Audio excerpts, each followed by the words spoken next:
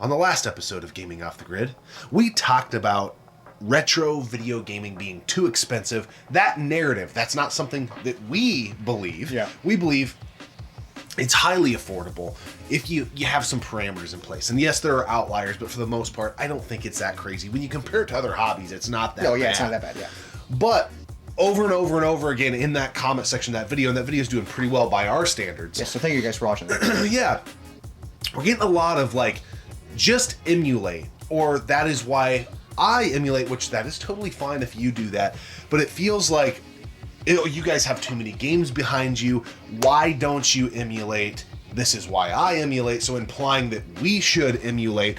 And I wanted to address the reason that we don't just emulate. Because to be honest and to be forward, we do both. Yeah. We have a massive wall of games, but then we also have modded consoles. We emulate, we play ROMs, we have all this kind of stuff, and they're both great. But why do we collect physical then if we have the option to emulate? Why do we care about physical media? Why do we collect retro games? And I think there's a multitude of camps on this. So this is in no way us gatekeeping, saying that what we do is right, what you do is wrong. This is what they do is stupid. This is why we do it. Yes. And you know, I'm gonna let the cat out of the bag really early in the episode here. Well, and it boils down to authenticity. Yes, 100%. And you may be thinking to yourself after you hear that, well, so it has to be the authentic game, or well, what about the NES Classic? That's an authentic licensed release by Nintendo. That's not what I'm talking about. I'm talking about the authenticity of the feeling. Yes. Of the act of playing the games. I personally have a better commitment to a game if I buy it, if I put it in the console, if I'm playing on a tube. 100%. The experience and the authenticity of said experience is what matters most to me. And I think you're in the same boat. I'm in the same boat too, but we've talked about this a ton because we cover like the whole physical media thing a ton on the channel, and it's super important to us because of the authenticity, you know, being able to physically do the act of playing something. I always talk about vinyl records. I love vinyl records. I just surpassed 200 vinyl records. And yeah, I stream music on Spotify and all this stuff, but if I want to listen to a record, I have to pause, go to my shelf, browse, pull it out, slide it, put it on the needle, let it drop down, you know, and then you hear the little crackle and then this album starts. It's that experience. It's same with like when I come into this game room and I walk in and I go, what do I want to play today? Life Force? I go up to Life Force, pull the cartridge out, open the thing, pop it into the NES, hear that click. Satisfying click. Or, I mean, that I'm thinking top loader right now, but slide it into the NES. And then hit the power on, and then on the CRT it pops up, and then you just start playing it. You have the short cord, but you just right up the TV, and it's just like, it just feels so much. It feels like you care again. Yeah. You know, like, would the game still be great if I just emulated it? Yeah, the game is still awesome. The game is still a great game, but the experience is not there. There's a lot, and you're not willing to spend time with it. I feel like there's so many things I could say about this that is so weird, and I don't. This is just from my perspective, and I don't know the answer to it. But you know, the Switch. I have the Switch. I have the Switch Online. We have the family plan between the two of us. We split, awesome. Which is fun. We have a couple friends that are on the family plan. La la la. I never play the retro gaming apps on it. Never. But I come down here almost daily and play retro games. I play my Switch a lot. Yes. But not for that stuff. It doesn't feel right. And I don't want to play my favorite retro games with a Joy-Con. I don't even want to play them with my Hori grips where it's a joystick and the D-pad's a little off kilter, and I don't want to play it on an HD screen.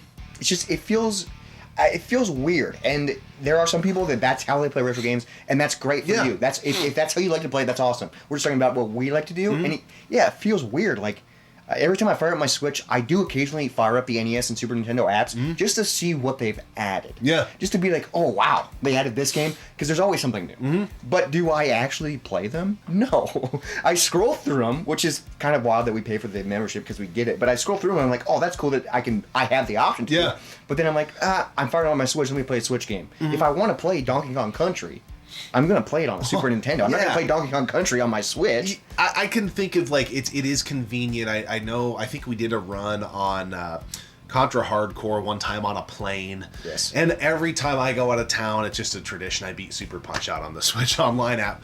But when I'm home, I'm just not going to do that. And to the point of authenticity, this is where I stand.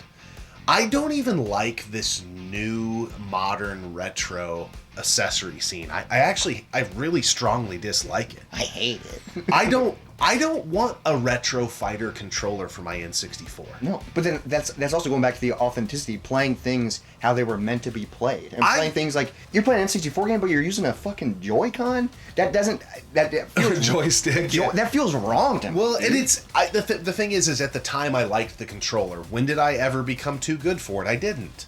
It is goofy, yes, but that's part of the charm. And there's so many things that don't get talked about when like that controller comes out. I would reference the wrestling games. Well, the joystick's over here now, so now that's my taunt and everything, and the D-pad's in this weird spot in the middle where it's not supposed to be. And it just doesn't feel right. It doesn't feel right and doesn't work. To me. And that's because this is how we grew up, and you grew up playing on the N64 controller, so it feels wrong. If you're a new kid and you didn't grow up with that, hey, you could be having a great time. That might be cool, but I also wonder, are they getting the real experience? There's a lot that goes into it, and I even look at like these re-release controllers, which is so wild. You know, you never hear anybody dunk on like these licensed retro bit controllers and all this stuff, but. And that's not what this episode's about, but I just go down the hole. Well, this new modern retro scene, I can't even get behind these companies because the stuff is junk. Yeah. But everybody acts like it's not. And the reason it's junk is we got 2 brand new Sega Saturn controllers. Why? Because we wanted to play Bomberman. Yep. 8-player, whatever the hell we were gonna do. And literally in one weekend, brand new controllers, 2 actuators broke on the D-pads of these retro-bit controllers. Like, this stuff isn't even high quality. We have a GameCube, the way they tried coming out with the wireless Wavebird-ish replacement. Which at first I was like, oh, that's cool. Very cool. Didn't want to pay for the Wavebird, but guess what ended up happening? The shoulder button, because of playing too much Mario Kart's a mushy piece of shit and doesn't work anymore. And it's not because we're super careful with our controllers. Like, we take care of our stuff. We have an awesome retro game room, so we take care of our stuff. It's not like we were dropping or throwing controllers. No, it just went out. And with that Bomberman example with the Saturn controllers, literally, we opened the box. The box was still factory sealed. Opened it up, played a few games of Bomberman. Within like an hour, the D-pad quit working. And we were like, those are brand new controllers. But then the controllers that we've been using for 30 years for the Sega Saturn, they work great. They work great, and they still feel great. It's just, going back to that, it's just the real, authentic way to do it. And it's just, for me, it's just, it brings the game so much more than the game. Yeah. Like, there's so much more to it. It's like... It's the experience. It's the experience. 100% it's the experience. That's why I love physical media just in general. Because you are making a decision to do this action, to do this thing. And if you're just scrolling on your emulator and you're like, oh, let me play this game. We have a whole can of worms to open on that. We're gonna do a different episode on emulation, but it's just like you play a game and then you'll be like, okay, let me play something else. Yeah. Dude, if you go to the shelf and you pull out a game and you put it in, maybe smell the game, maybe touch the game, all this stuff, and you put it in, that game is going to stay in until you beat it, or until you no death run it, or until you feel satisfied with the game. Yeah, it's just, I don't quite... It's such a hard feeling to describe. It's a weird hobby, because to me, and I'm not a comic book collector, but if I were... Oh, that's good thing. Getting a Kindle version of this first issue of Superman, that's not going to do it for me. You want the paper. You want that. Oh, be careful turning it. Yeah. And if I were, I'm not. But if I was into vintage cars, I don't want the radio to be Bluetooth, and I don't want cruise control. I want the car the way the car was in '79, in 1957, or whatever year I'm going for. That's how my mind looks at the aspect of things.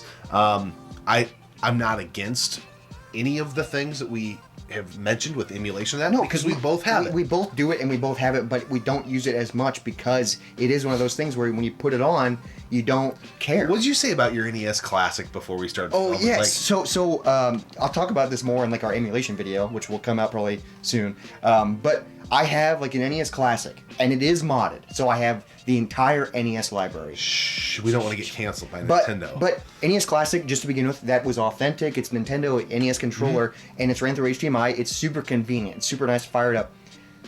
I have a PS2 and a real NES in my office, hooked up to a super small CRT TV.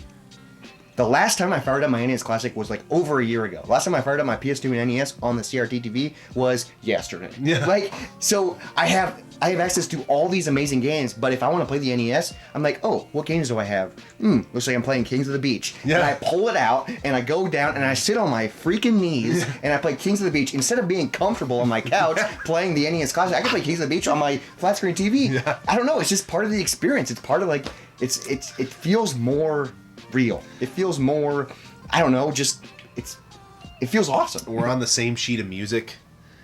But that is to answer all those comments of why we don't just emulate. We do emulate at times when it's convenient, but when we're chilling, and I think the other thing you brought up, the vinyl record example, Yes, 100%. is when we're on the go, when I'm on the go, when I'm hot-footing it to work, and I'm at work, and all that stuff, Spotify is awesome. When I really want to enjoy a record, I pour a glass of wine, I put a vinyl on, I turn the lights kind of down, and I just chill and listen to the record. You can do that with Spotify, but it doesn't feel the same. Because I use Spotify daily. I use it all the time. I stream music like 24/7. But yeah, when I'm using Spotify, it's mostly background.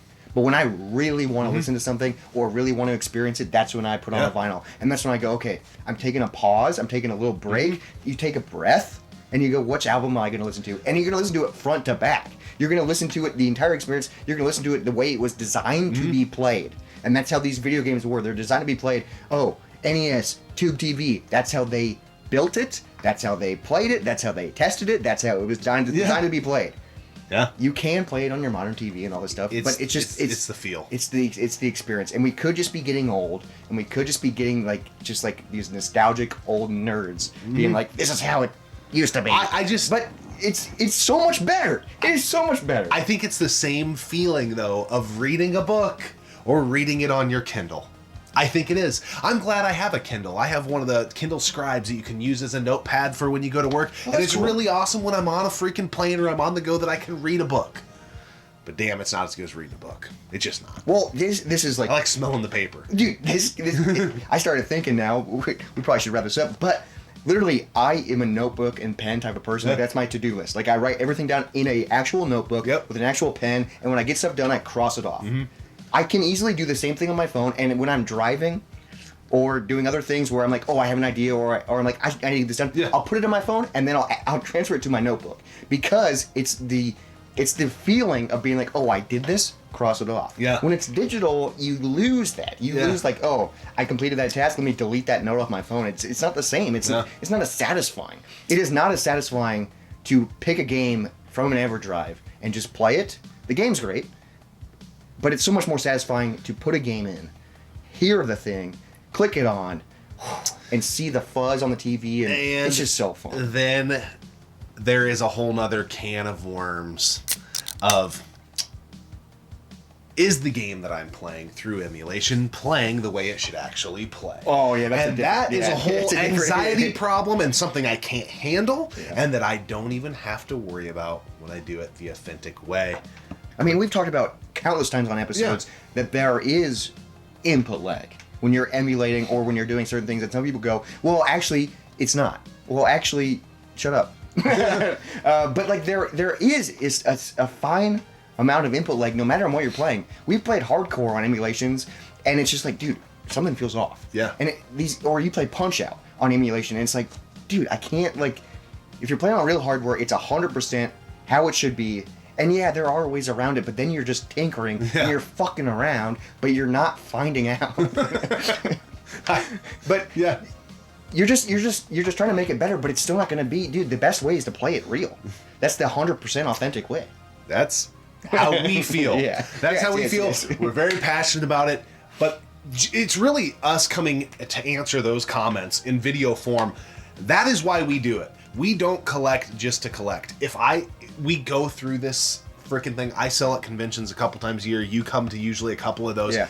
I go through this damn thing every time, and if I'm not going to play it, I sell it. It looks like we have a ton of games, but these are games that we actually play. Yeah. Yeah. And except for one that I see over there that we do want to 100%, and it's a piece of shit Ford versus Chevy.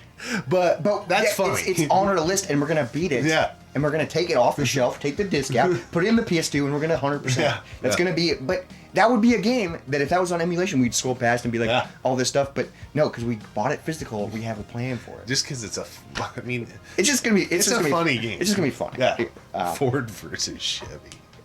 I love it. I think there's a good movie. Yeah, who knows? Whatever. But that is why we collect. We don't collect just to collect. We collect to play. Yeah. And for us, when we play, we like the authentic experience. That's just us. That's Yep. just our opinion. That's how we feel. Let us know how you feel in the comment section below, because I'm sure we're gonna piss some of you off, and that's okay because People get heated. and I'm okay with that because you know what? Some of you piss me off, and it's all good. Yeah, because it's all good. When you think about it, it's video games. Passion. It's all passion. It's passionate video games. Passion versus passion. Yeah, we're the passion of Iron meets iron.